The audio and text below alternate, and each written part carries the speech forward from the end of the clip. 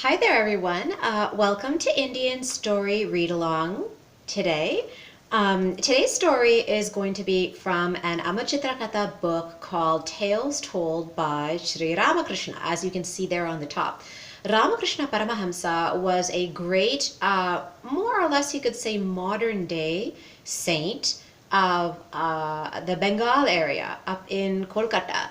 And he was a great Kali Upasaka. He worshipped Mother Kali and he loved how fierce she was. He had a lot of disciples who he taught and trained, and one of the most famous ones was Swami Vivekananda.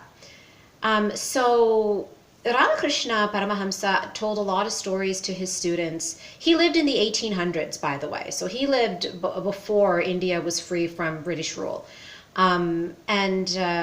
He told a lot of stories where there was always some kind of moral or lesson in the stories. And he found that to be a better way to teach people instead of just telling them the lesson, is to illustrate it with a story. So this is one of those things, the great saint. This is kind of funny, I find. The great saint. One night, as a great saint lay in a trance on the roadside.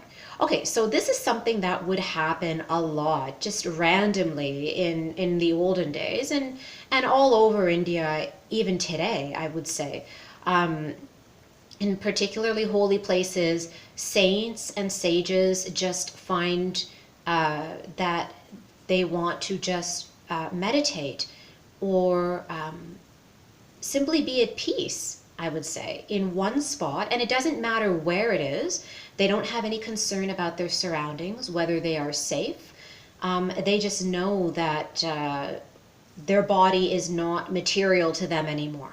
They would really just go into that trance, and whatever happened to their body would happen. If they woke up, they woke up. It did not matter. That is the emphasis that they put on their meditation. So this is what this man was doing. He was a great saint. He lie in a trance on the roadside, and he is lying face down, folding his hands there. Then a thief came by. Who is that fellow lying there on the road? Must be a thief, because he's a thief. Do you notice? One thing I want you guys to notice, there is an owl there, and he's kind of important to the story a little bit later on. So the thief comes along and says, he must be a thief. He must have robbed some house in the neighboring village and run all the way here. Now he's sleeping through sheer exhaustion. So now this guy has put together the story not knowing anything other than the fact that this man is lying on the road, not knowing anything else, just putting together a story based on what he sees in that moment. The police may arrive any moment to capture him. I had better run away before they come. And the thief fled. And the saint did not move in any of this time. A while later, a man who had a little too much to drink came staggering along and saw the saint. Well, well, well, who is this gentleman camping here in the middle of the night?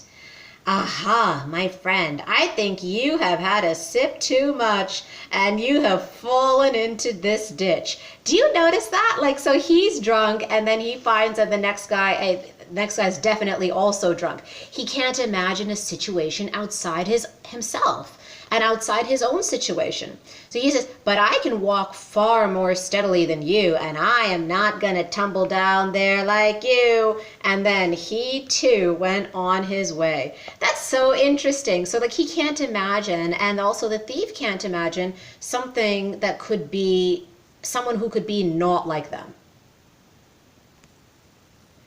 Soon another sage came that way. So let's see what happens there. Who is this? His face is serene and his hands are joined in prayer. Surely this is some noble saint lost in meditation. See the look on the owl's face? The owl's like, huh. The sage began to press the saint's feet gently. And so because he is a kind and compassionate soul, he also sees another kind and compassionate soul. You lie on a dusty roadside, but your heart is pure and full of love for God. You are indeed a great saint. And then the owl learns his lesson, and then he says at the end, and so is he, for we see in others what we are ourselves.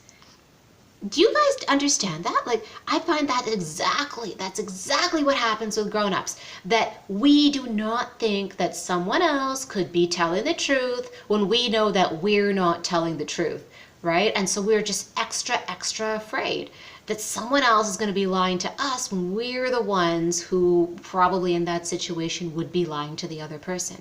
And that's why you find some people who are the most honest people are also the most trusting. And so that's what we find here, that this guy is kind and holy and everything, and so he finds him kind and holy. What if he was just sleeping? What if he just like tripped and fell and he was sleeping? Right? And then this sage could also be wrong, that this is what has happened to him. My husband and I watch a lot of detective shows, right? We would have walked along, we would have been like, oh my God, that guy's dead. We would have been, someone call the police, it's a crime, something just happened. We would have been like that because of what we always see. So that's the super interesting lesson that the owl is telling you about human nature. What we see in others, that's what we are ourselves. So for other stories like this, join us again on this channel. We read all kinds of fun things that are just in my library all the time. And we will see you soon.